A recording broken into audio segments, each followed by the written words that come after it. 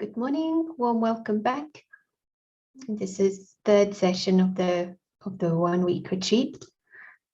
And we will start with a short language translation announcement in case any new language groups have joined, any new participants for language groups. So just 1 minute of announcement. Thank you. Para recibir traducción. Desde Windows y Mac, en los iconos de control de la reunión, hacemos clic en Interpretación, clic en Español y opcional para escuchar solo el español, clic en Silenciar audio original. De Android y iOS, en los 3 puntitos hacemos clic en Interpretación de idiomas, clic en Español y opcional tocamos el interruptor para silenciar el audio original y hacemos clic en Finalizado. भाषा अनुवाद सुनने के लिए Windows और Macintosh आपकी meeting control में पृथ्वी यानी कि ग्लोब्स के साइन पर क्लिक करें, हिंदी पर क्लिक करें। सिर्फ हिंदी सुनने के लिए म्यूट ओरिजिनल ऑडियो पर क्लिक करें।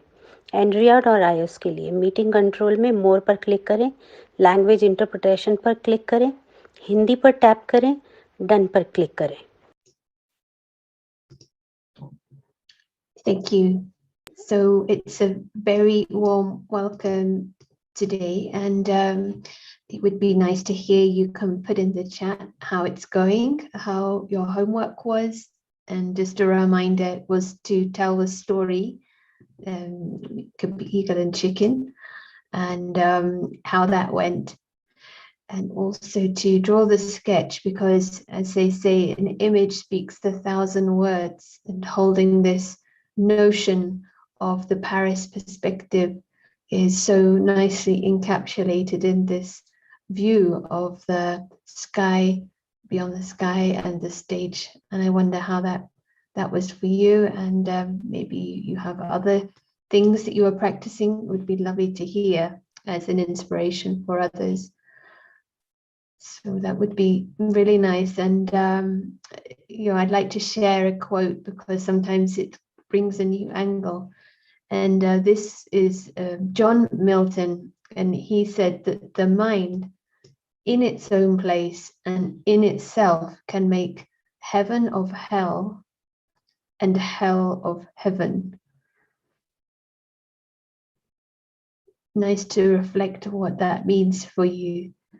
Yesterday, we can see that we have this option for the perspective in which we see the world, either or from the perspective of Paris, that is without that vibration of begging, accepting this world as it comes with its unpredictability, by seeing it really as a stage, and that this true self is emotionally free and clear as distinct actor, which is not part of the stage, visiting the stage. And what that affords us a hugely different quality of life, even if the scenes may be of war, destruction, many things. And so maybe you might say that's creating heaven of hell, but the reverse is also true. Everything might be there on the stage, but the mind may be full of anxiety, of potential loss. And also another, I like this quote by Ralph Waldo Emerson. He said, "The mind, once stretched by a new idea, never returns to its original dimensions." Of course, it depends on what the idea is, but if it's based on truth, it would surely have power and would be lasting. And so this underlying and definable truth that we have an exit, but then that led us yesterday to seeing a big picture and a spiritual model. And you can't unlearn, but we can also play with it and see where it takes our meditation practice to experiment with this model.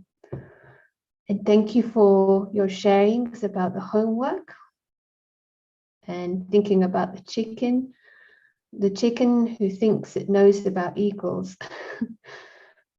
So we want to really awaken the eagle who already knows about eagles. And learning and using images is seen to be helpful and catches your eye when you're doing other things. Even a post-it note on your computer if you're at work. I've been benefited a lot by just these small reminders. So I'm going to now hand over, and this session hopefully will be clarifying some of the questions, and feel free to share as we go along. So welcome, over to Prashant. Thank you, and good morning. Always nice to meet again in spite of the week starting now. The weekend is over, and it is nice to have some radically different thinking, and especially those who are exposed to these ideas first time. You see what a new insight. It is not an exaggeration where you are seeing the perspective of the ego, even the option that we can see differently, and not just a chicken thinking of the eagle and chicken praising the eagle, but eagle waking up in the eagle perspective and understanding the sky, and also knowing the chicken run. You know very well everything that is going on, but you have this different option. We also saw yesterday how Paras makes this easy. that not only shows us the option, but makes it easy. But we are also realistic.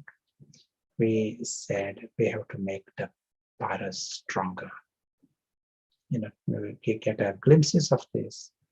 It tells us that we are not meant to be in the chicken run. We are a race of eagles, and there is a potential. There is no big aim. And a chicken claiming it is an eagle, that becomes ego. Ego likes to do something like that. But there is an option of the eagle waking up. So let us start with a few minutes of attention.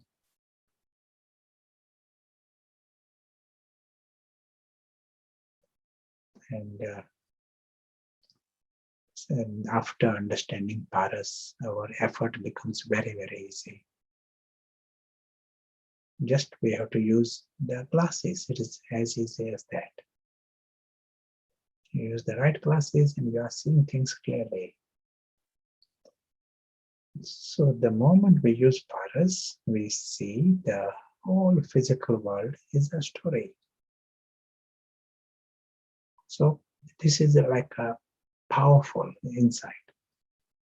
So everything that happened today, it happened in a story. And what does it mean, story? It means it is small. And there is no need to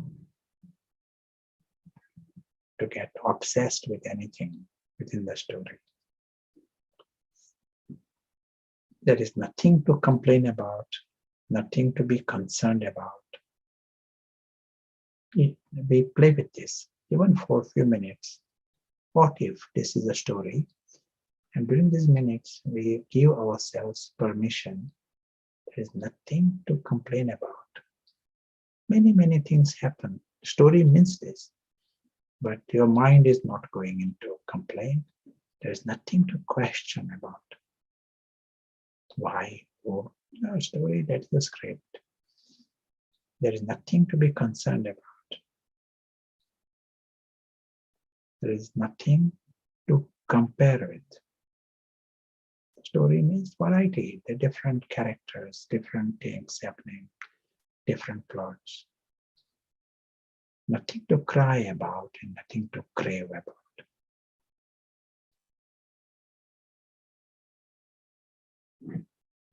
Whole thing is small insignificance. What a relief. Mind is free to go beyond. But also mind is free from this whole waste and all the cyclical thoughts, even for a few minutes.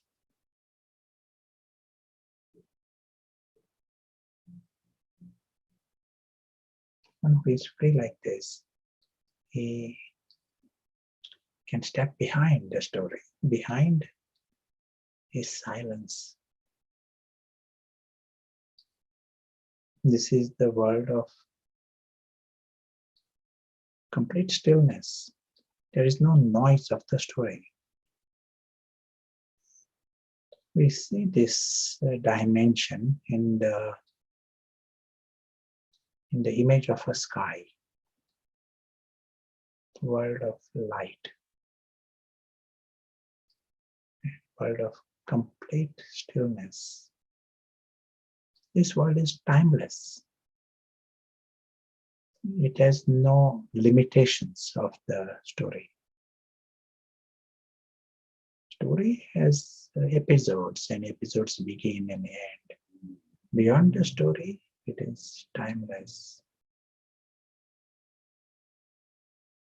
Timeless, changeless, endless. This is the home of the invisible travelers, home of the invisible actors.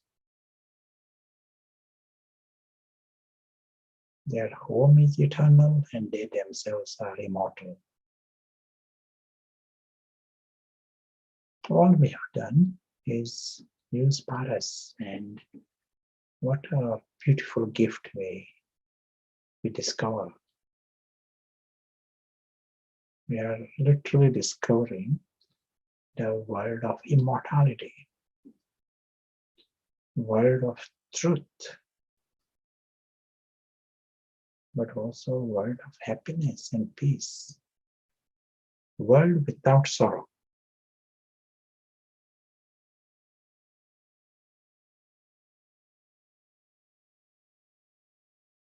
The home of the true family. And this is the true home for all of us.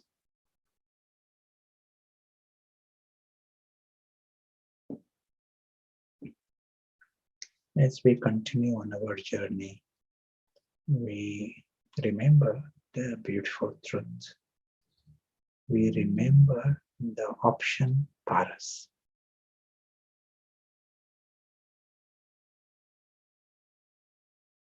Thank you.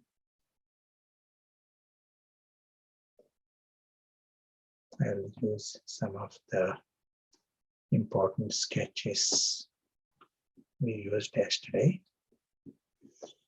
And I hope you did the homework. Sometimes we should check your homework. Your drawing competition, what you have drawn. So we'll see if you are keeping it in your main room, and if it is in the main room, this will be like a natural reminder. We need reminders. We said there is a journey, and we pass through, just like you are passing through a theme park. There's lots going on there, but you are just passing through. So the invisible traveler remains the invisible traveler. Before, during, after, his world remains the same. But we also saw, if he crosses that famous line, the dotted line, then as if he gets stuck in it. Intellect, not because that world is sticky, but his intellect becomes gross and impressed with things, and he's stuck. Someone used a nice image. Say there is a honeybee, and honeybee has got its life and sky, and it has got its garden and honey. You give this honeybee a honeypot. It is a big success at one level. Honeypot, it is trying to get a drop of honey, and suddenly there's honeypot. But if you come again after 5 minutes, and if the bee is drowning in the honeypot, then it was not a success. Now this honeybee needs to be rescued from that honey. All sweet, there's honey all around, very, very sweet. But the honeybee is drowning. To cross that dotted line is like that. One is drowning into this amazing honeypot. So for the honeybee to get a honeypot, that is not a mistake. That is nice. It is a nice gift. But stay out of the honeypot and take fragrance of it. Take fragrance, but don't drown yourselves in the honeypot. That is the attention. Right now, our whole effort for ourselves is to bring ourselves out of this honeypot, so that we stop. The honeybee has to stop suffocating, can breathe normal, and use the wings. when it is drowning, the honeybee cannot even use the wings. And what is meant to be things of happiness, honey, becomes the cause of sorrow. All along, game of the intellect, we are emphasizing this. We said the outside world is not we are not blaming the world outside. So we are not blaming the government, we are not blaming people, we are not blaming neighbors, but the intellect. If you use the right intellect, you see things, you can come out of this honeypot, discover the sky, and take fragrance of the honey. You want to add anything? Say anything?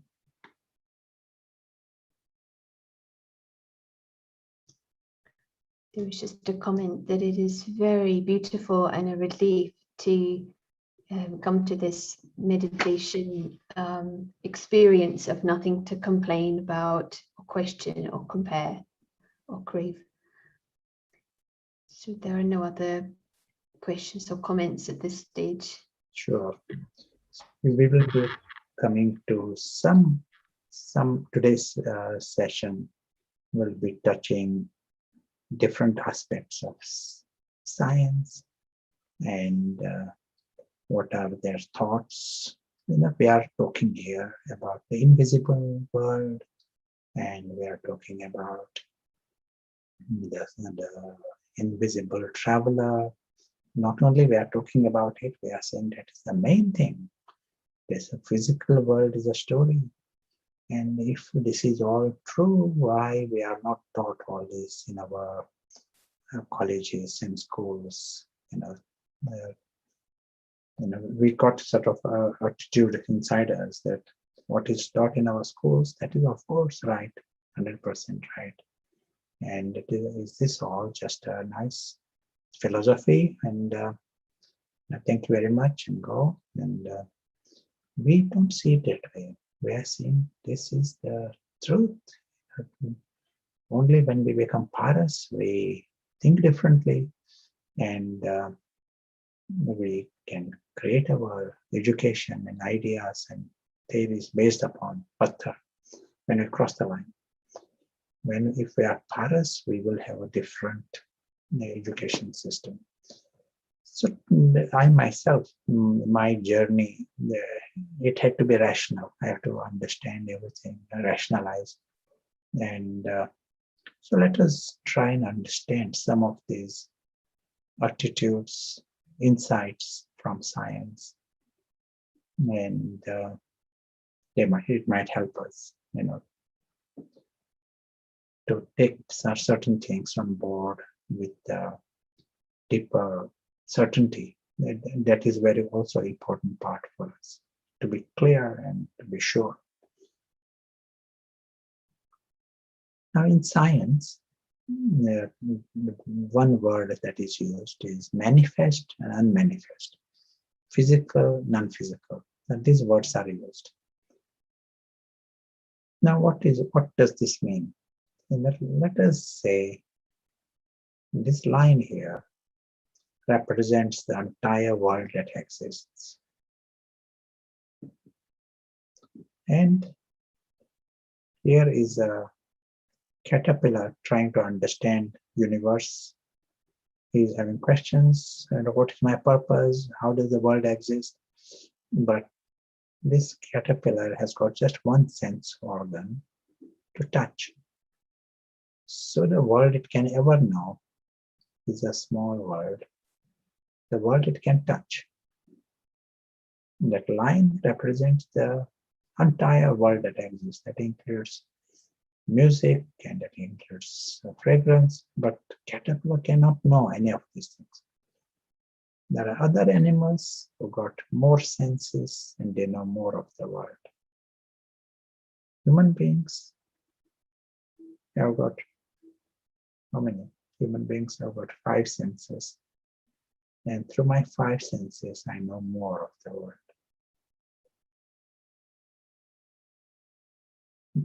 but there is also the world that my senses cannot pick up.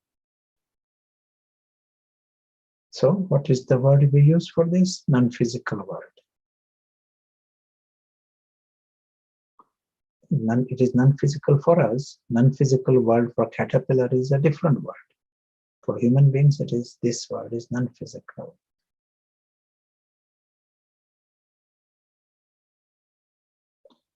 It also means, there may be some other creatures who may have senses to detect things in this world. And a very good example of this is homing pigeons. Pigeons, if they are taken even 20 miles away, 18 miles away, they go to the same tree, same branch, they come in the right direction. But in experimental conditions, if they are not able to see, so in experiments, pigeon, and their eyes are, by whatever the method they use, they cannot smell and they cannot hear. But pigeon still goes back in the right direction and crash lands on the same tree. It cannot go to the nest, but it crash lands. So, what is happening? How did they, what are they seeing? We don't know. All we know is they can't see anything of this world during those experiments. But we don't even know what they are seeing because these senses, we don't have those senses. But they go, same thing happening in many other creatures. We don't know how they are able to detect. We have to give explanation within our senses, within the range of our world. But they obviously can see something else. So enough to know that there is a non-physical world. And there is no argument on this. Now, science as a system evolved to study through our senses. And as a methodology of science, 100% relies upon the senses. So if you present to them something that my senses cannot see, then as if they cannot say, they say we cannot take this further.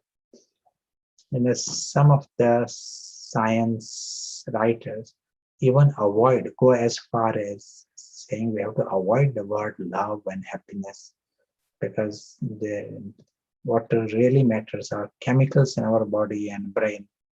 So instead of happiness, they have to use the word, dopamine increase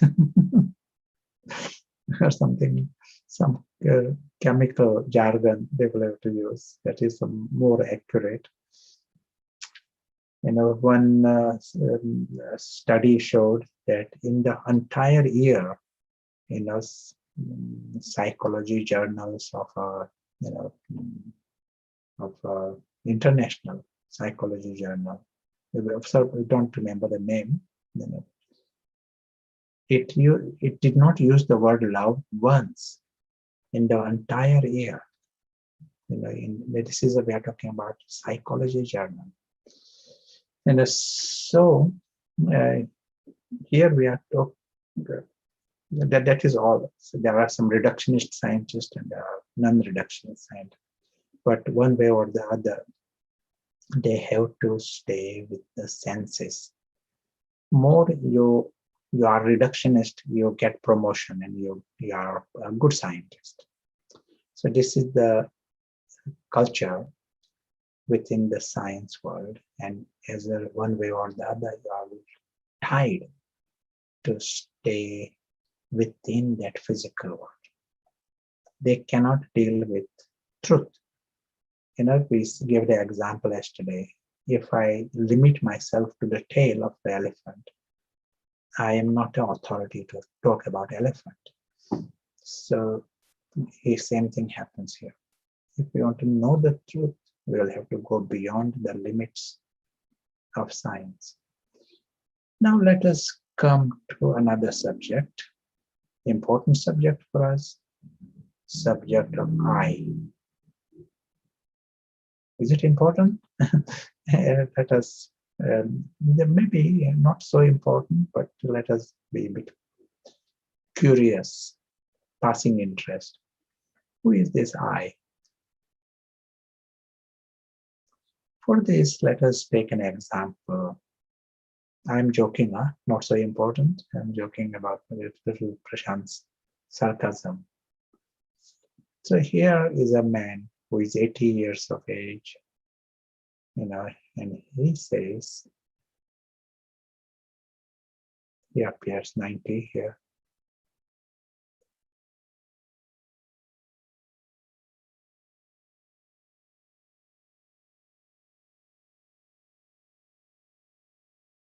So he says he was the same one in school 70 years ago.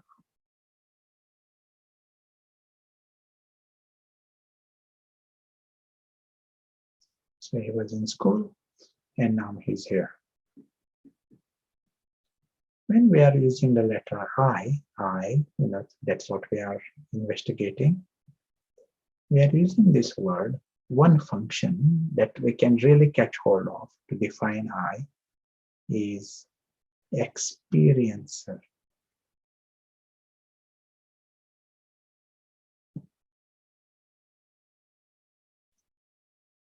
One who is experiencing. That's what some might say I is something else, one who has got a car or one with a certain job. Here we are coming to the essence. Who is you? You, one who is experiencing. That is you. Descartes says, I think. The one who thinks is I. There are different ways of defining. But even they say when Descartes said, I think therefore I exist, he actually, in his discussion, he is meaning one who experiences he exists. So that I think he used that word, Latin word, with the meaning of I experience. But here, experience. Now let us come to this scenario. 70 years ago, this Freddy was here and in school, and after another 70 years, he's still here. Medical knowledge tells me, what does it tell me? That every atom here is different. Every atom over here. And this statement is a very, very obvious statement from science. Scientists will not tell you that these particular atoms are the same atoms from birth to now. In fact, this change in our body is so fast, so enormous, that it has changed possibly thousands of times. Just in 6 seconds it takes for us to breathe in and breathe out. During these 6 seconds, these many atoms from our body are replaced. Oxygen and nitrogen and carbon from our body are thrown into the air, and equal amount of new atoms from the air are taken into the body. And this is happening in 6 seconds. We've been eating since yesterday, and we've been drinking. So all of this goes into the system. It goes into your bones and lungs and cartilages. And things are serviced. Servicing is going on in our body. So over a period of 70 years, body is replaced. Let us say even once it is replaced. So that is good. But the Freddy says, I'm the same person. I was there 70 years ago, and I'm here today. So where is this experiencer then? If every atom is different, and And there is nothing more in that physical world. Physical world is reduced to atoms. They are all different. So where is this I? And so I itself is in the non-physical dimension. And that changes the game completely. The experience is non-physical. And if there is an experience coming from non-physical level, based on experience are our memories. So that function is also happening there. Based on experience are our emotions. Based on experience are our personalities.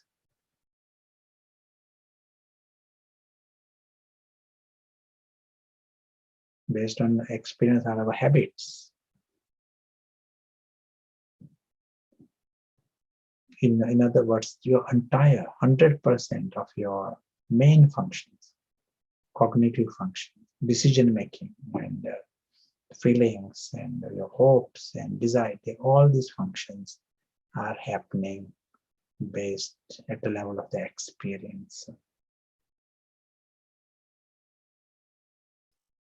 In other words, that is the real you.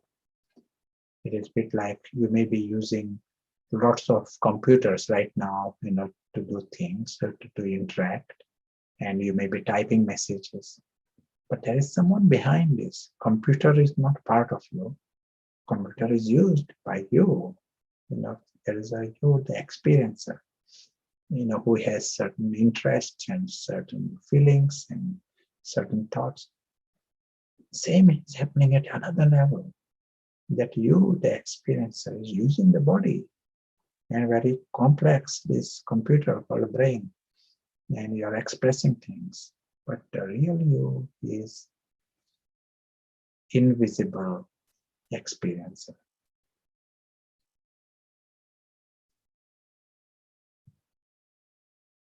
So what we are seeing here is that invisible experiencer has been traveling through time using the body. Now, this is like a fairly, rational argument. Various things we have said in this, like a straightforward observations. There's not a belief involved in this. But some interesting names for us in the world of science. And one good name for us to remember, or you may like to read about him. I'm not necessarily encouraging you to study, but good name. John Eccles. He got Nobel Prize for medicine. And John Eccles is neurophysiologist. So he's a brain specialist. And if you read his neurophysiology, he makes this very blatant statement: the soul is using the brain. He uses the language of soul. And he says you cannot begin to understand all this by removing the word soul. When you study neurophysiology, one word you come across quite often, and that word is mystery. There are many things that are happening at the level of the brain. And how do you explain this? The word mystery. That word doesn't come in any other organ of the body. But when you are understanding brain, there is mystery. And they said, in time we will be able to know more about this, But at the moment, the mystery. But over this word mystery has been used for all these years, and last 70 years. There's so much research is going on in the brain, mainly trying to explain functions without the soul. This is the absolute effort that is going on in lots of these PhDs going on all over the world. And after this, possibly spending billions, we still got the word mystery. I am talking here last 100 years. After this enormous research, we still cannot explain functions. And John Eccles has been saying all along, but many others, why are we beating around this, going a circle? We need, some people say, science system itself needs revamping, because it has to see things differently. Otherwise we are putting such limitations in the methodology, and then it doesn't help us do our research properly. Now, another work that is done in paranormal area, and people do research in fields like out-of-body experiences. You can read about this on the internet if you are interested. I'm not encouraging you. Your time is precious to get on with. We have to fly, get out of the honeypot. But out-of-body experiences. 6% of the population on this planet have out-of-body experiences. 6%, which we are talking about 50 million people. And if you speak to even one of them, for them there is no question about soul and their independence from the body. The language that you hear from them it was so obvious that they are different, looking at the body separately, and there's some people had a little fear, will I be able to get back in the body? But then at some point they come back in the body. Some have repeated experiences, some have one-off experiences, but it is called out-of-body experiences. There another work, it is called near-death experiences. The out-of-body, it is not the death as such experience, but near-death experience, they literally were in the ICU, that kind of thing. Or they had a heart attack and they literally had died, and then they come back to life. And they were not just seeing the body from outside, they actually go through other realities and then come back again. So there is more detail in near-death experiences. Just to tell you one interesting story here.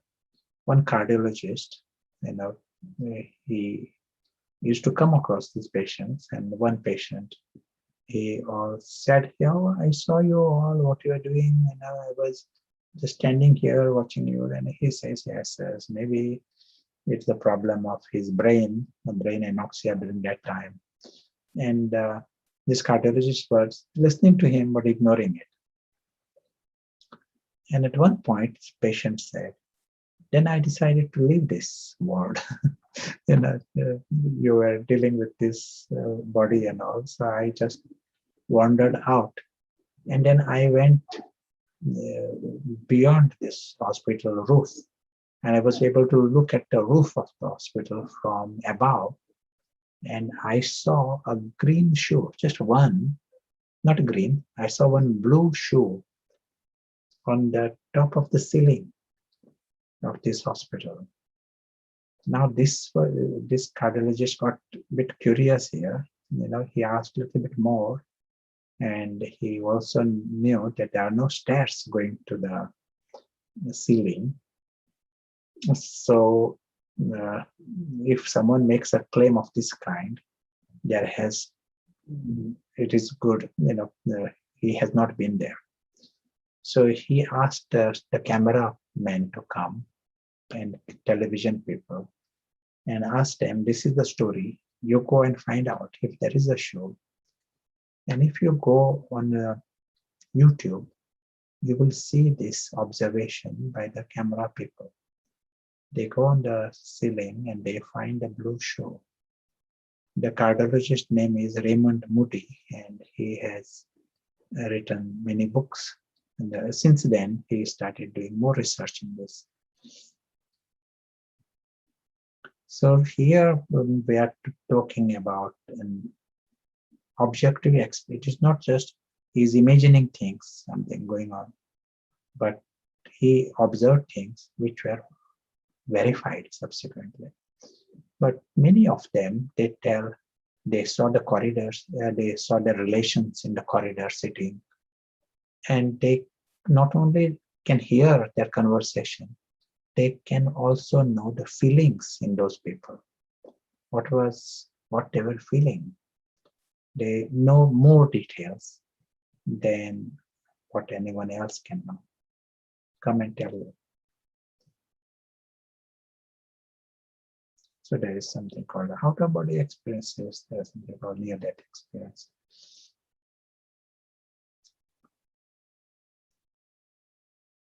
All of this helps us come to our own conclusion.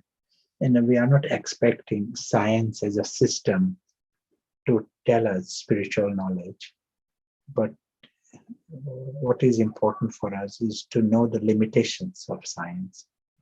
And then if we want to know the truth, I have to go beyond, do my own research in a sense. Taking that example of the eagle and the chicken, that example we said, someone gives a hint to the eagle. You may be eagle, that is enough. And he's to start using the wings.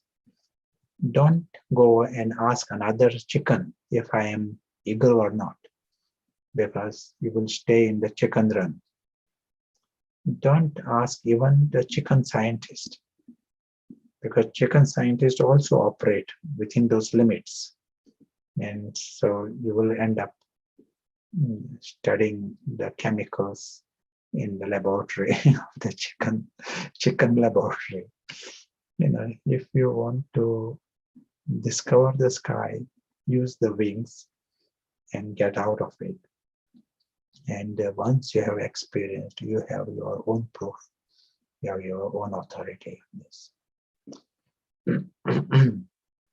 Anything you want to add? Say.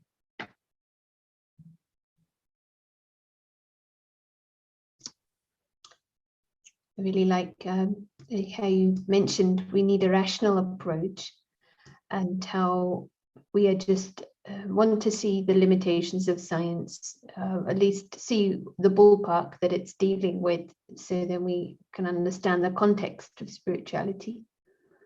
It was maybe not so much a question, more an exploration in the chat, that we are coming with our own programming, and that is what normally motivates us. When we are understanding the spiritual message, how can we differentiate what our true, accurate aim is? Because our suffering indicates that we have got it wrong and are acting through ego. One step at a time, so let us create one step, create that moment of clarity, as we come in clarity. That we give the example yesterday. You go up the mountain, then from the higher position, you are able to see clearly. We have to start the journey.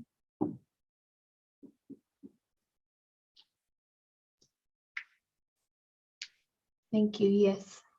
The question: how to actually understand the soul? Right now, with different angles, we are understanding the soul. But another, what maybe you are asking, how to experience the soul. We need that paras environment to experience.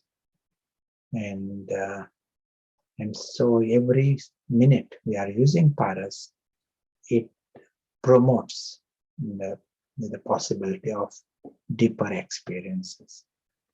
The process starts. The very fact that you are reflecting on it and you are getting glimpses of it, you can sort of understand what is going on. Process has started. But then when you use paras, it will continue to get refined, and realizations and the depth will continue to increase.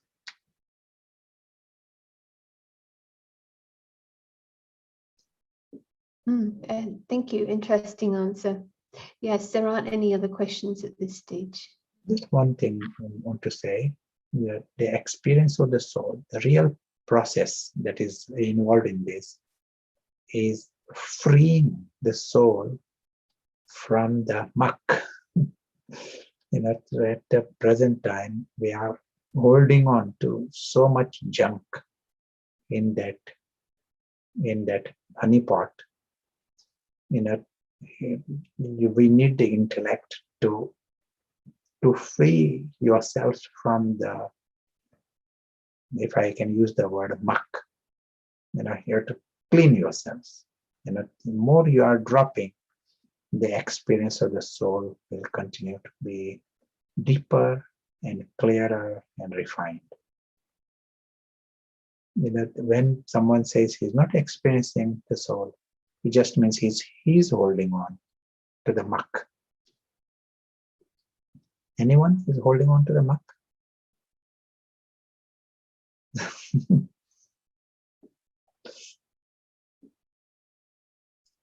Something within us, is holding on to this. Yes, so it's we may be doing it without realizing it. That's one comment. Yes. Could you just repeat? Even to drop, when we were giving this example of a man holding on to the tree, and he says, "Help! Help! Give me help! Someone help me!" And let go. Let go of these branches. And then he discovers the ground. He touches the ground when he lets go of the branches. Same for us. We are right now holding on to things, and that prevents us the experience of something higher. And we are holding on to these things because we think that is our support. That is, we get some kind of attainment there. We think that this is someone, I get love here, and we get some happiness here. Some kind of support we are taking from those branches. And unless we touch the ground, we really don't have confidence in letting go. But until you let go, you can't touch the ground. So we are in this catch. In this, we have to, the highest thing we can do is create minute, half a minute, 10 seconds.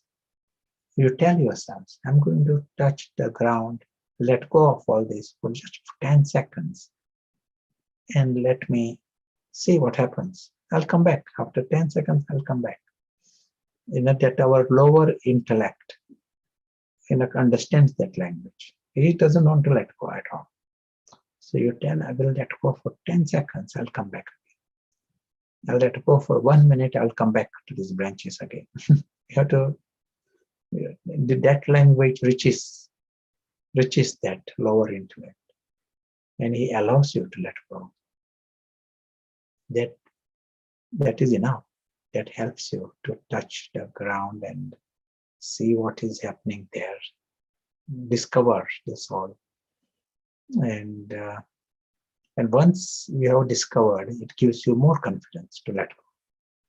So it gives a chance to break out of that catch.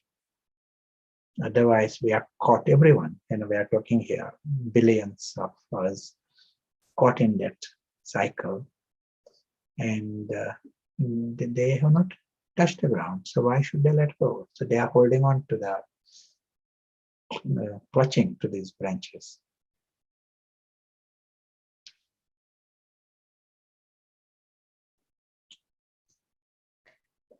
Would you just be able to repeat the name of the cardiologist that you mentioned? Raymond Moody. Okay, we'll put it in the chat. Yeah. And there's a question: what is the role in getting a better understanding of the I? First is tapping into subconscious. Second is deeper understanding of childhood experiences. We don't need all those things. Very, very straightforward. In fact, not at all. Not we are not going in the drama to know something that exists beyond the drama. We have to free ourselves from the drama. But the highest chance we have is use paras and make paras stronger. In that paras environment, soul wakes up, if I can use that language. And it is like a full experience of what it is like to be from beyond. 3 words we need to underline. And these 3 words are above, beyond, and higher.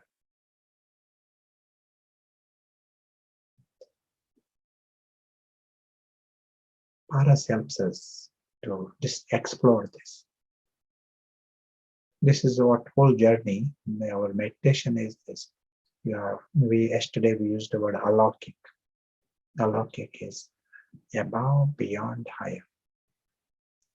The chicken is caught into the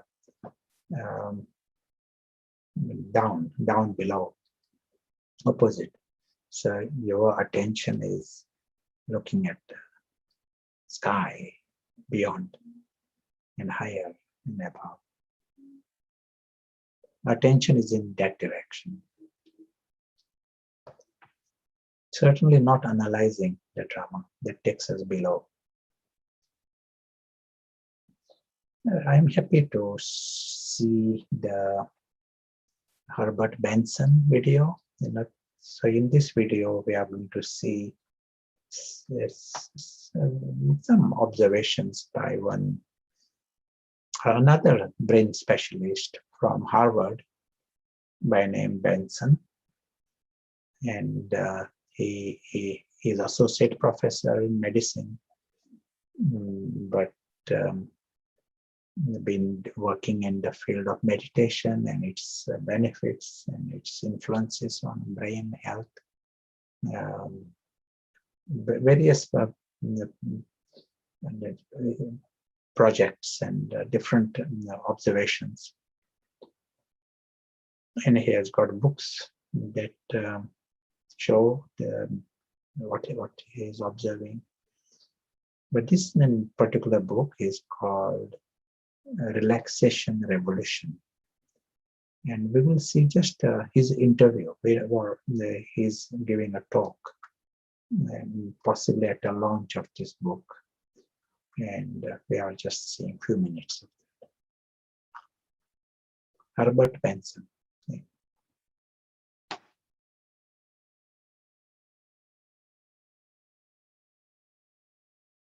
Over my own career of 40-some years was always developing, and we were using the latest technologies to see whether we could better define this mind-body reaction that we had labeled the relaxation response. Frequent fMRIs came along, and work done by Sarah Lazar, for example, at Massachusetts General Hospital showed that there was a specific quieting of the brain in certain areas of the brain, less activity, less noise, when the relaxation response was being evoked. And then she found that the brain actually became thicker as people got older, when normally it became thinner. As we get older, we forget things and what have you. Well, the brain became thicker in people evoking the relaxation response. Then the last 10 or so years, we've been attempting to answer the question, does the relaxation response alter your genetic activity?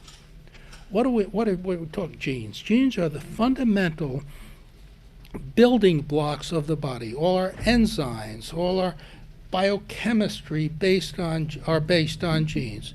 For example, and it's changing second by second by second. Not changing the genes, but the genes' activity influence activity in your brain, and that activity in turn influences your body. You are a different person today for having seen me talk these several moments. What you've learned has changed you. And it changes, things are changing simultaneously as things are learned. And sure, you're not going to change the genes themselves. That they determine whether you're a male or female, whether you've got dark hair or light hair, whether you're tall or short. Sure, the environment influences that, but the basic genetic structure you inherited, your genes. What we measured was the genes' activity. What we did, and this was done in collaboration with Dr. Tuvia Lieberman and other people at the Beth Israel Deaconess Hospital, we took patients who had been evoking the relaxation response for years, on an average of 9 years. The range was from 20 years to about 4 years.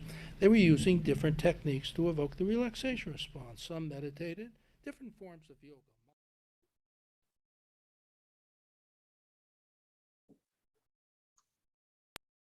Yeah, it is very fascinating.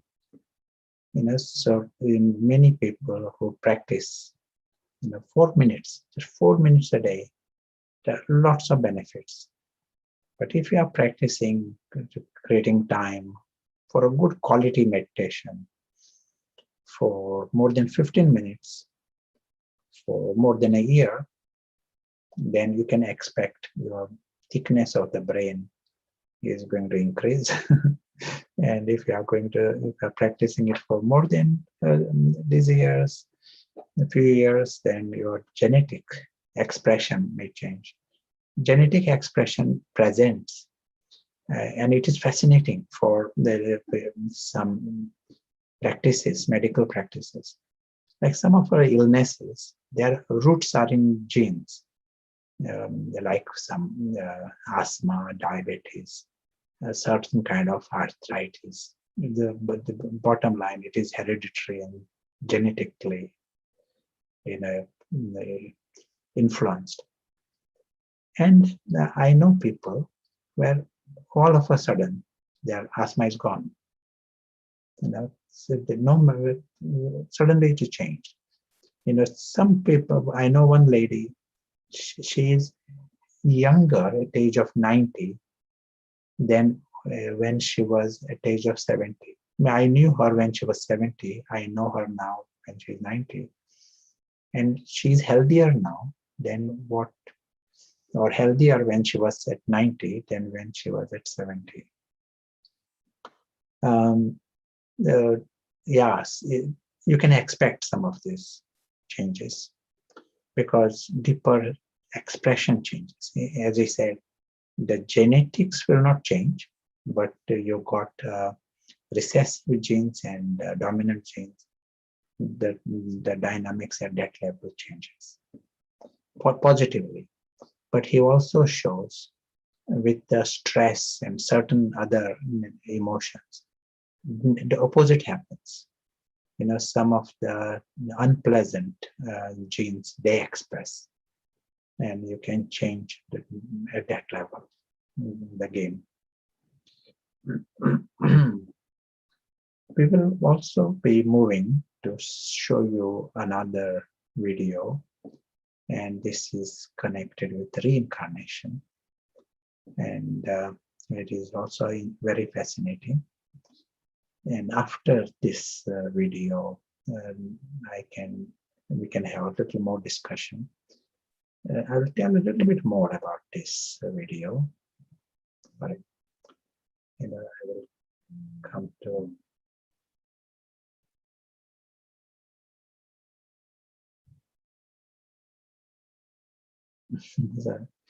I'm using the board.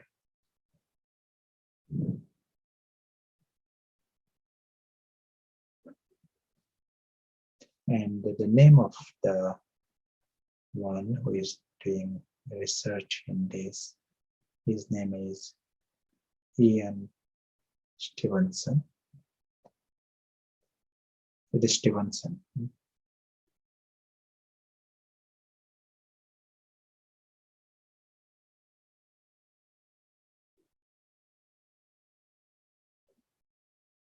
and he's based in Virginia, and Virginia University. In early 1960s, 62, one mother brought to him a child, and this child was remembering past lives, and 4-year-old child. Ian Stevenson was a young psychiatrist there. So he tried to get as much information from this child. And based on that information, he was able to locate the family where that other person had died. And he found that 40 facts that child spoke about matched with the reality of the other life. He studies the post-mortem examination, he studies that other case thoroughly. This child has not been in that other place. He was the first one to locate that other family. He published it in the Psychiatry Journal of America. He got lots of interest and encouragement and grants to study this more. So more he published, more grants he got and support. So he was able to study this in all 5 continents with other parapsychologists and other people working with him. Now, in time, they got an institute there within Virginia University. It is called Division for Personality Studies. And last time when I visited that place, they had 24,000 cases, good cases of children who remember another life. As we said, coming from different countries, all over, all backgrounds. And possibly by now it is even more. At that time, they also had one case in Glasgow, the child that remembers other life. If you go into internet, you will be connected to some of his work and videos, also photographs. But today we are going to see how the scars from one life are seen in the next life. And that is of more interest for scientists. So if a person was shot in the next life, he will have a circular scar here. One very interesting case was in Syria, in the border of Syria and Israel, in this sort of area. One child, 4-year-old child, reported to the parents and ultimately the police, who killed him in the earlier life, made a complaint to the police, who killed him. So the police were interested in this murder, but he informed the name of the person. He told the police where the weapon is hidden and where the body is hidden. And police found the body, police found the weapon, police found the fingerprints. The accused confessed and is convicted. All of these happened based upon a case instigated by the reincarnated child. But this child also got a scar based upon the injury from the past life.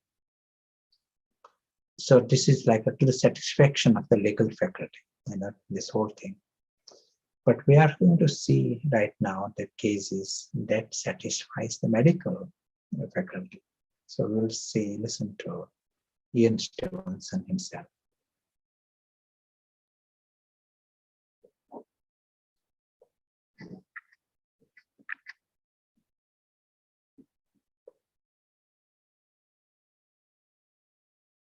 Hundreds of birthmarks and birth defects in children who claim previous lives. I'm particularly interested in a collection we have about 15 cases where there are 2 birthmarks corresponding to bullet wounds of entry and exit.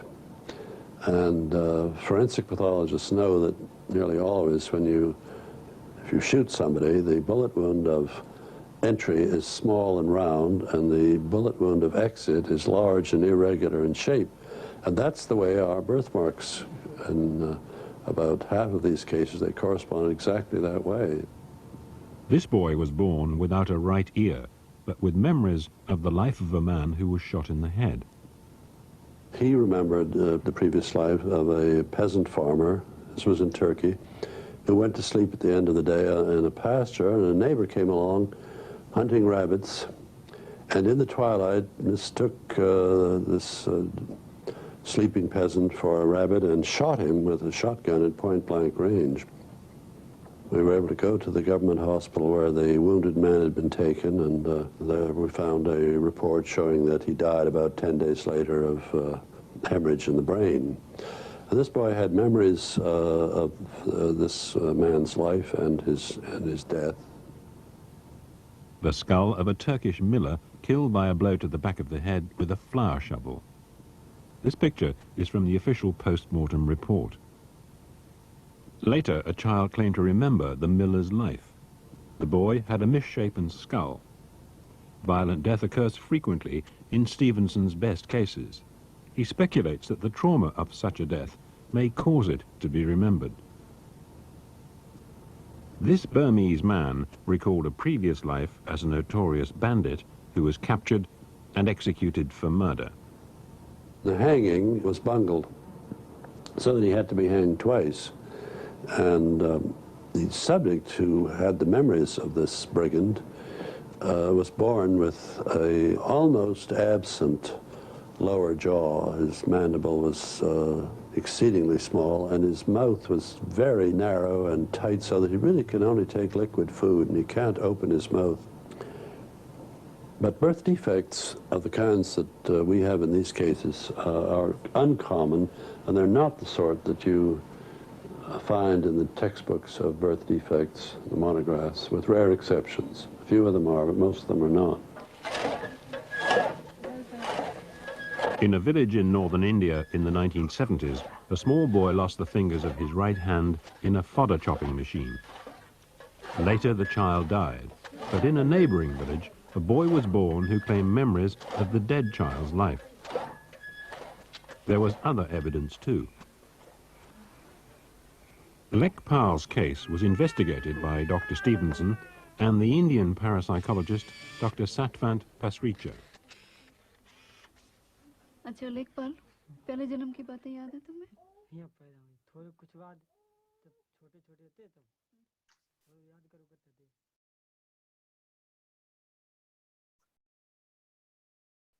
Excellent.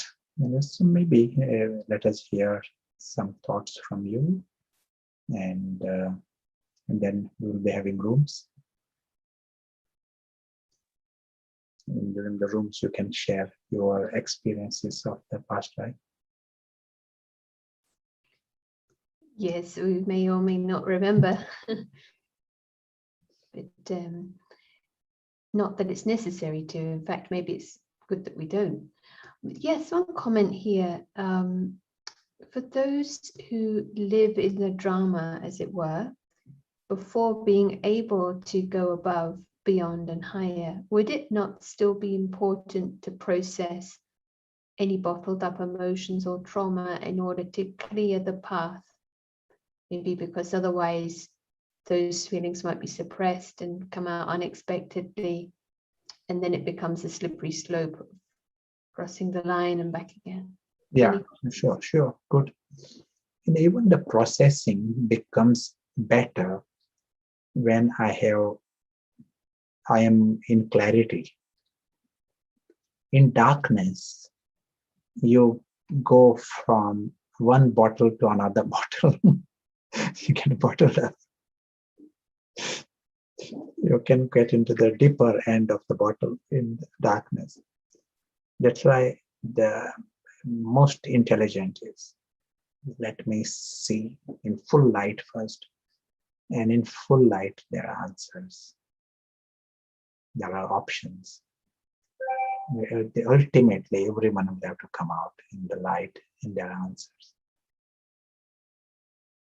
One can literally say, in darkness, you can just postpone problems. But how can you, there is just that box there. There is nothing else in the darkness. So you bottle it up, one way or the other.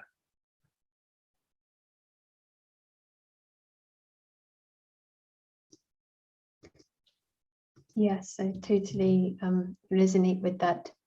And there's more strength to see more clearly when there is that freedom and detachment, and that replaces the confusion from lower consciousness.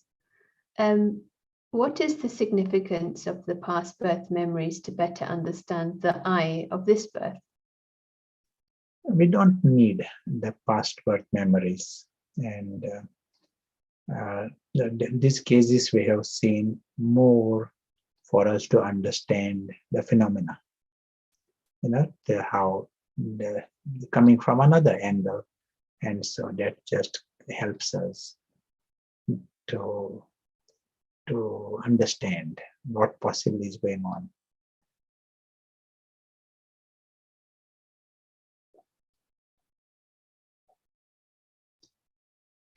Yes. So there are quite a few questions, and I'm wondering whether it's a good time to pause. Certainly, this was a very powerful message, and to discuss and then come back to the questions, if that works. Yes. And would you like to hone in on a focus that may help structure the room discussion? Yes, the important aspect is, being clear, and if I'm clear about some basic things about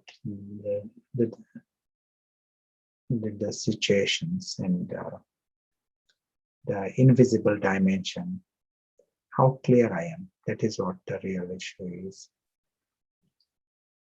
And now that we have, if we are clear, what can we do next?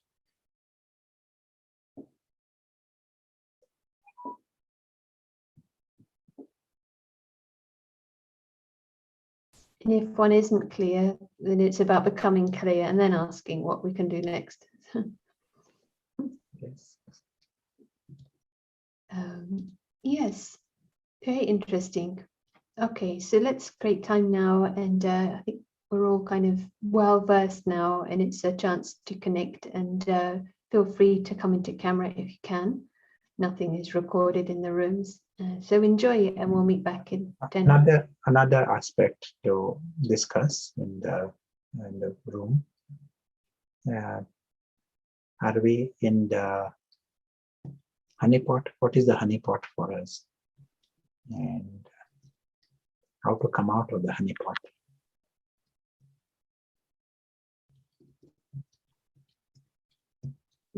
There's such a vivid image that this subconscious suffocation of the honeybee, and the option to be free as well. So feel free to pick the theme that works for you, and we'll meet back soon. Thank you.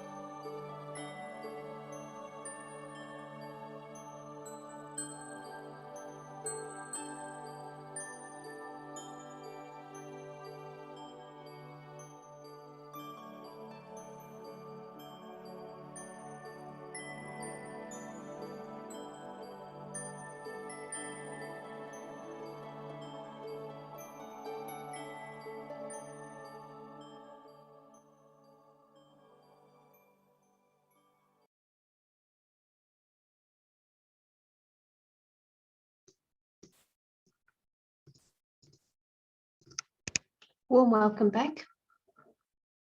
It's quite amazing. We suddenly were in Australia or in America. Now we're back. And let's create a minute to kind of go into the subtlety, perhaps, of one aspect that you felt touched the mind, touched the heart, touched the soul. And then we'll regroup and continue with some of the exploration of the details. So let's just take a minute together for reflection.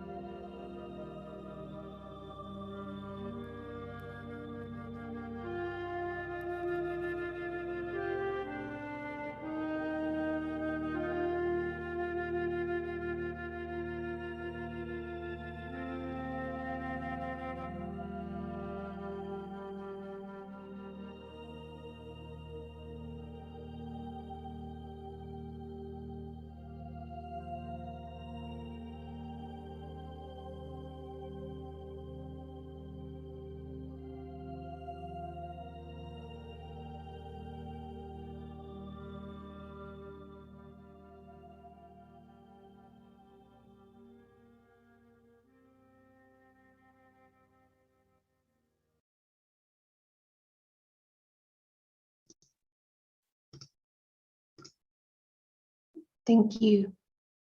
It's like a very valuable, whilst we are understanding the details, also to take one thing and put it in practice. And this feeling of freedom, and also freedom from confusion. And it feels like, you know, when you read the newspaper, there's all the things that are happening, but the headline should really be, it's all good, because if we're really realizing that not a single atom can belong to this true self, this invisible traveler, then there is absolutely nothing to lose. And absolutely love this perspective from science to consolidate the ideas. Otherwise, in our minds, there are like departments potentially. It's like spirituality is there, and then I go to work, and you know, everything continues, and I'm basing my life structure on science and materialistic ideas. But actually, this integration where we see the logic of spirituality, that, you know, not a single atom is the same from the 8-year-old and the 10-year-old.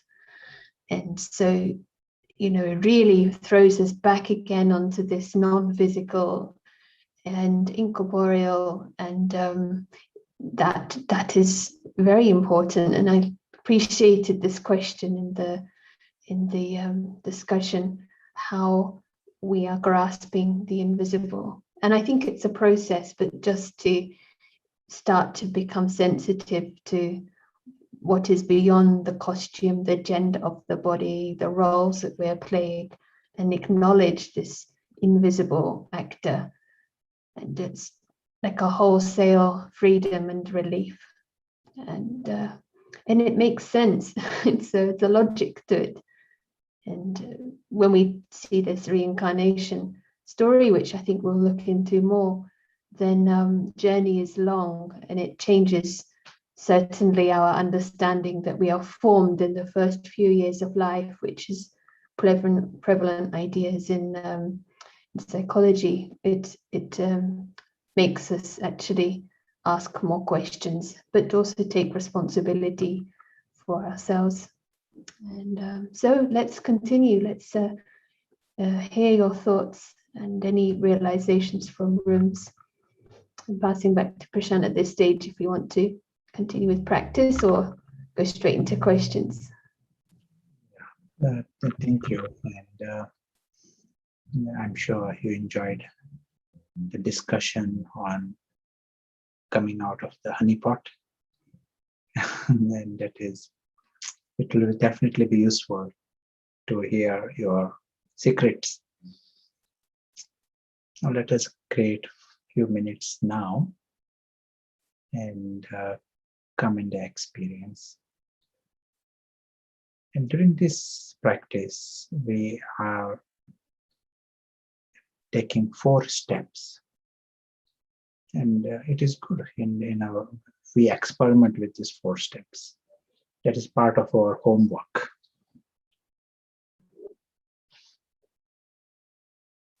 The whole aim of ours is the invisible soul need to wake up. And we want a perspective from the soul. So not just knowing that the soul exists, but I'm still Patthar. It is not the chicken writing books on the eagle, but the eagle has to wake up. Eagle should start experiencing.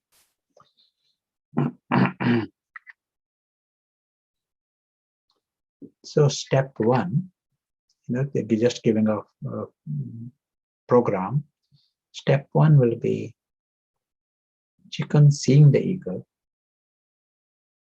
But step 2 will be eagle seeing the chicken. And then so the step 3, step 4. But that changeover happens in the step 2, eagle seeing the chicken. So step 1, we are coming to our practice. Step 1, we are just seeing an invisible traveler.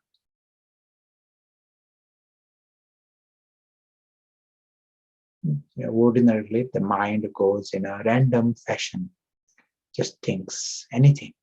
There is no control on this mind. Random thoughts. So we are giving a direction. Going all over, we are seeing this invisible traveler. And he is like a tourist on this planet. Say if there is a tourist in your town, here is a tourist and he's going around with his camera, possibly seeing things for the first time, really impressed. He has a return journey sometimes. He has his own world somewhere else. His town is somewhere else. Just here for a short time. We know this. Just a sight of a tourist, you get these feelings.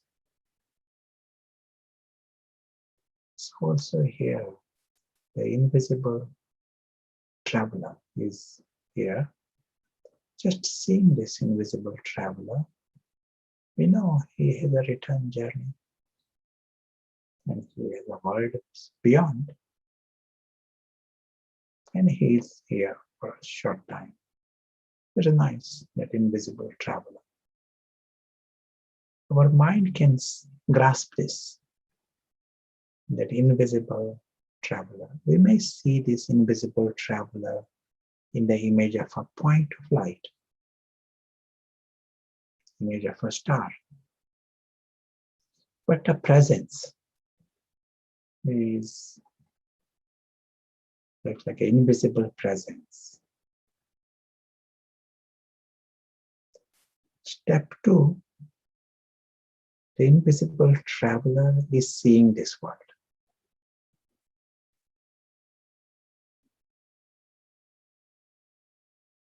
The invisible traveler finds is like a tourist here. He is very aware of his guaranteed exit. He is aware of his return journey. Very clear of this. He is very aware of his world beyond. The invisible traveler is involved. He has no intention to get stuck over here. He has no intention to create attachments when he has guaranteed exit.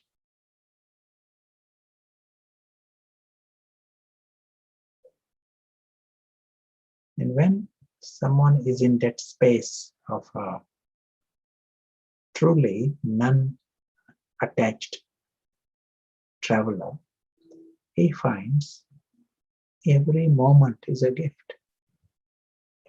It's a great experience.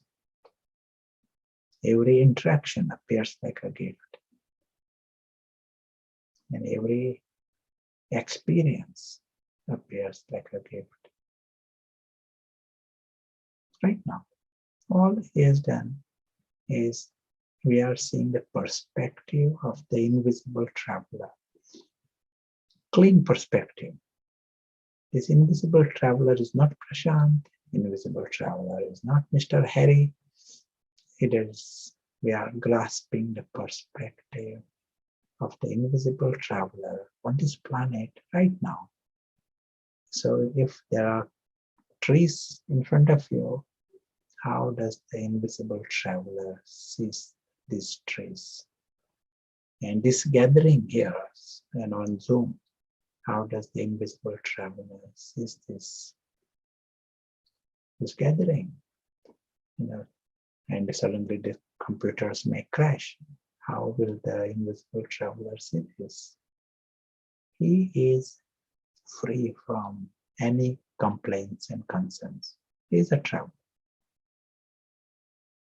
We are grappling with the perspective of the invisible traveler in this world right now.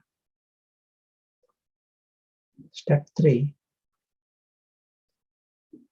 the traveler knows he's a tourist here, he is a guest here, agreed. But he understands he is a guest in a story world. This is not his reality, it is a fictional reality. And when anyone is dealing with a story, there is nothing to complain about and nothing to worry about.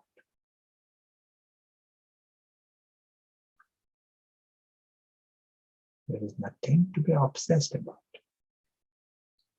Invisible traveler finds himself free from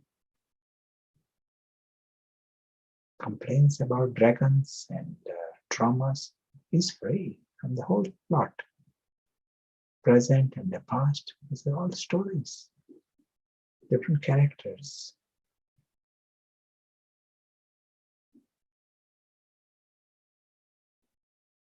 He's able to put a full stop.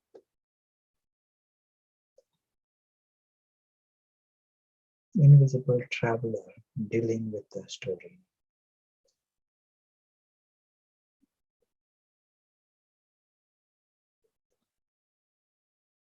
Step 4. The traveler comes beyond the story. And beyond the story is silence. There is no noise of the story. World of complete stillness.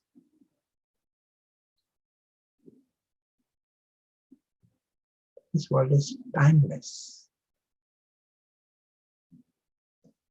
For the invisible traveler, he sees the reality of this. This is not a meditation for him. This is his world, home. His world is timeless and he is immortal. He belongs to this home. He knows this is the home of his true family.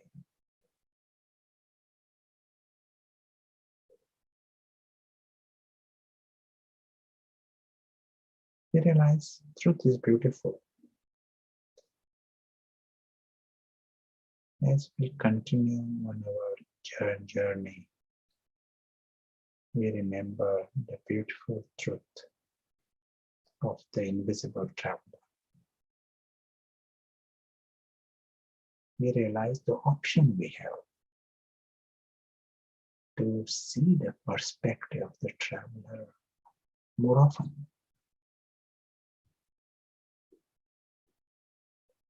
That is the same as the true soul consciousness, soul perspective,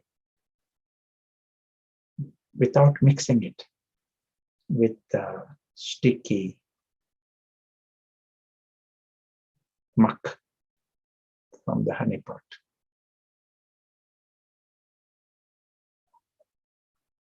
The invisible traveler has no intention to confuse himself with things of the story.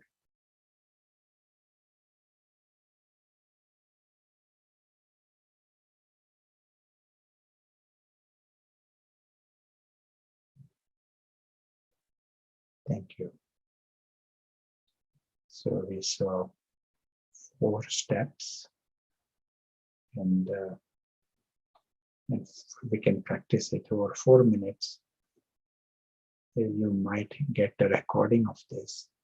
Worth going through some details, experience different aspects of this 4 steps. They are all necessary, but as we said, it starts from where we are. If there is a chicken run, okay, well, no problem. But step 2, it is step 1, we are just seeing the ego, but that is not the destination. Destination is eagle should see this world. Eagle should be conscious. Just seeing the eagle doesn't bring the transformation, but eagle becoming conscious, eagle perspective, eagle consciousness, then there is benefit. And so the questions earlier, psychotherapy and going to the details, it can go endless at the level of chicken. But when eagle wakes up, we are dealing with a different psychology, a different game altogether. And then you feel, I don't need to go into the chicken therapist and go back again into, it becomes a joke. Everything that is happening in the story appears like a joke. Present and the past and whole thing.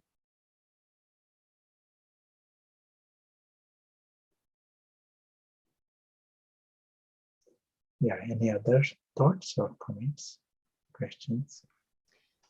Yes, thank you. Maybe on the back of what you just said, it's absolutely helpful, and we're very fortunate to be here and understanding and have this opportunity. And do you have any comments about those who maybe are not as fortunate to be here and are experiencing acute or pent-up trauma and may not be able to see things in this way? And the comment is someone's patience is what they see in their patients. Is there some way they can take benefit indirectly, or do you have any comments? Indirectly, yes, of course. What will happen is we have an understanding. The language of the soul reaches the soul. The language of words may stop at the ears, but language of the soul reaches, more powerful and more effective. But for that, you need to be out of the honeypot. So if that homework is done and you become very stable in that, then your attitude, your vision towards the other person, that itself will be a help. For some, even just a vision, no language, no word spoken, that is upliftment. And once someone flies, then they don't need help all the time. They discover the wings and they continue to, they got a glimpse of it. they can help others to fly afterwards. But definitely invest in this language of the soul. It's very interesting. It'd be lovely to hear your thoughts on this. It's like first you be free, but from that space, it has power to uplift others. And I've definitely seen it with family that are not interested, maybe very scientifically attitude, but if you're experiencing that consciousness, they will pick it up. And also I've seen meditators working with children with severe mental health problems and learning difficulties, and they said that the children are absolutely get benefited, and their mood changes depending on the spiritual stage of the meditator. So it's something to reflect on. How do we recognize a chicken who has realized they are an eagle? And how do we know when we are a realized eagle? When one is realized, but is flying, what we were saying earlier, when the invisible traveler is conscious, he is free from the whole physical world. And for him, every moment is a gift. And everything, what happened today and what happened past, it is all a joke and a story. And if you are not taking sorrow from this physical world, there is nowhere else. Nothing else can give you sorrow. So what remains is a mind where there is silent contentment, silent happiness. And you also discover that everyone is good. Everyone is like this. Everyone is an eagle. And everyone is worthy of immense love. You are seeing this dimension, the alive side of it. It doesn't become just a nice model, nice thought, knowledge, nice concept, but that becomes alive. Your true family and your home, and that is your world. And the story also becomes an extraordinary gift if it is a story. For the chicken, it was my world, and so that you are having lots to worry about. For the eagle, it is not his world. It is a story. His world is different. We said on the very first day, if you see table as a table and chair as a chair, then table is a nice table and chair is a nice chair. But if I want to use chair as a table, it's a problem. So also here, this world, in the chicken mode, it makes this world his home. So he has got complaints from the word go. First, second, he has things to complain about. Complain, crave, and cry.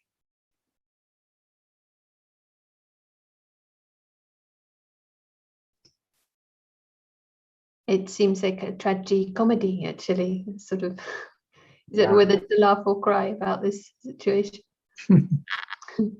We have 5 questions in 5 minutes, but we don't have to get through all of them, but some of them might be quite quick.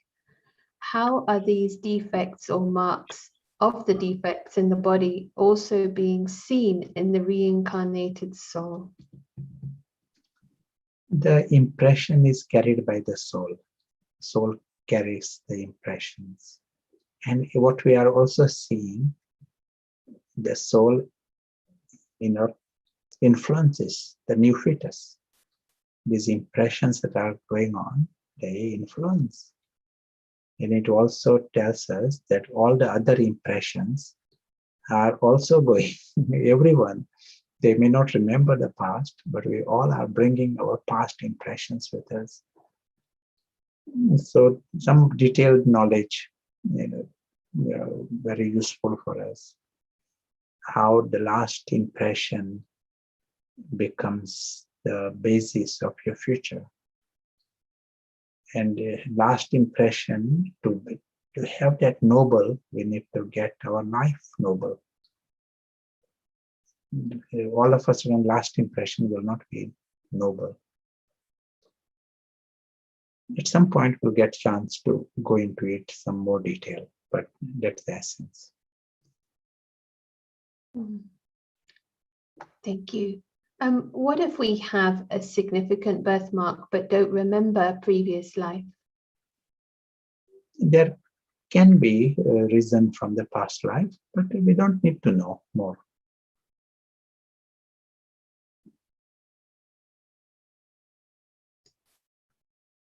That's useful because that can be another direction that we think we need to do past life regression, but you're saying there's no need.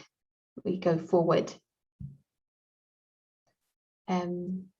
Why do some people remember their past lives while most of us don't? Different reasons, and there are sometimes triggers are necessary.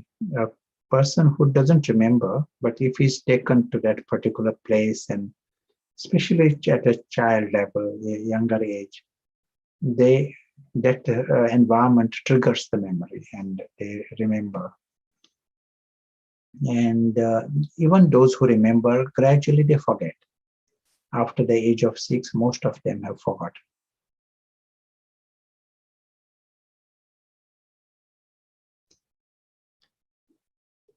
One more on this. Do the impressions affect the DNA of the fetus? No. This also Ian Stevenson is saying these are if we are talking about birthmark defects, they are there, that are superficial in a birthmark. But the overall impressions definitely this chooses the DNA. Why the child is born with a certain details, it is all decided by the soul, in other words. And the details within the soul, you can say the impressions, karma, whatever, all this karma are there in the form of the impressions. And that will influence the structure, which genes are used.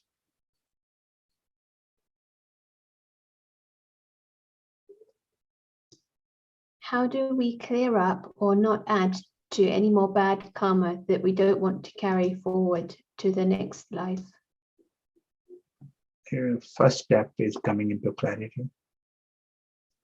As long as there is confusion, we are vulnerable to wrong actions without even knowing.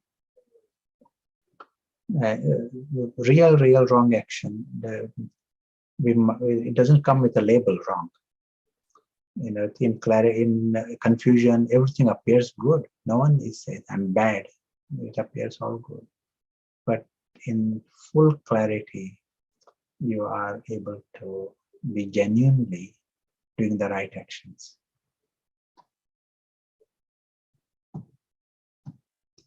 Yeah, important word there seems to be genuinely, not trying to follow something, but it's authentic.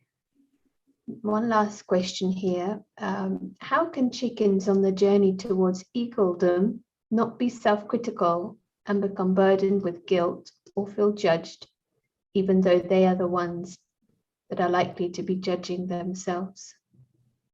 But in the process, that all of that may be going on, but create 1 minute of the eagle. The game is like that. We have to break out of this.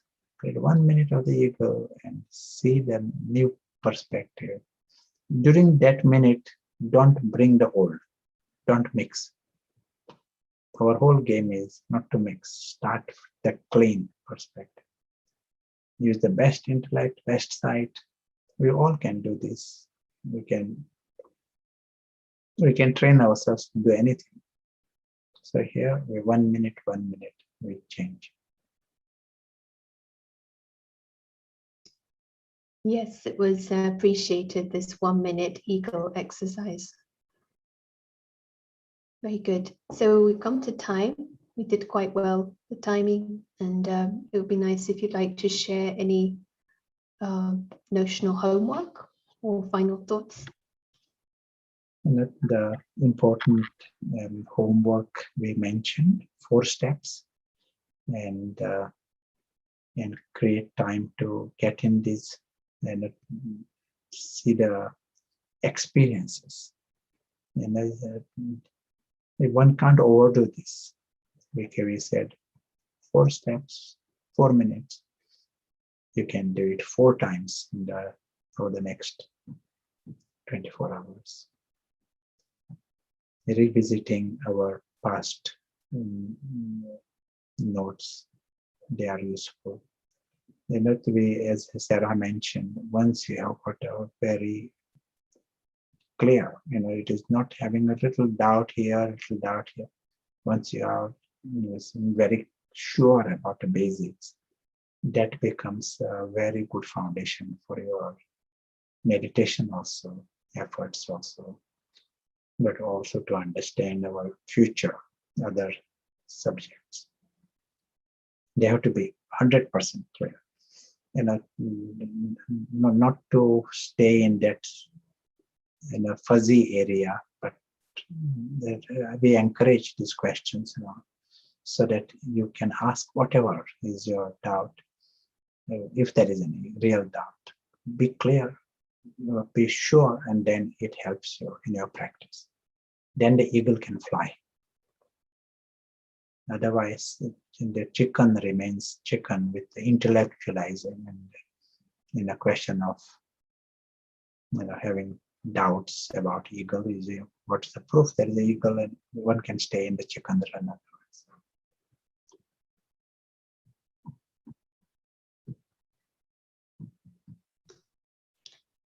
I like that. So 4 steps, 4 times, and the details are in the G Drive in Spanish and in English, and also summary in the chat, and the link to the G Drive is in the chat. So let's create now some time to review, and we're going to see some slides if you have time to stay on, and enjoy homework. I like this. You can't overdo it. And meet again tomorrow. Thank you so much, everyone.